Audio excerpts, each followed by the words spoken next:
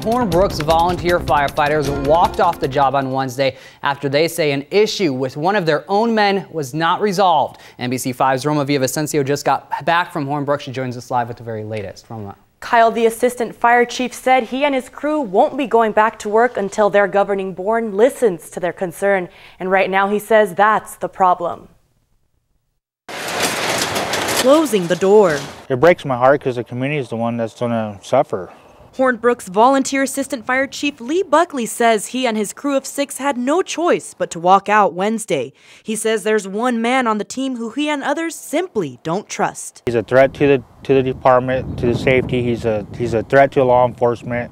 Buckley says the man is also on the fire team's governing board, which is why he says the board won't listen to the department's concern. The board overdid our decision and said we don't have the authority or the power to vote anybody in or out. We're not allowed to dictate what goes on within the department. Now, without a fully staffed fire department, Hornbrook residents are feeling uneasy. It don't make me feel very good about not having a fire department here.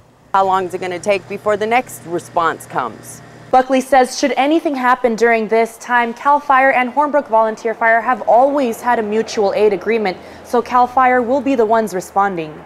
Buckley says CAL FIRE can only do so much at once. CAL FIRE is not always here. Sometimes they're covering weeds, sometimes they're down in Fort Jones, and sometimes there's no coverage here.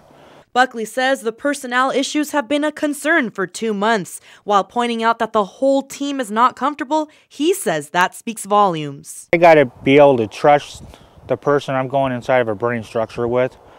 I got to be able to trust the person behind me when I'm tearing that car apart to get the victim out.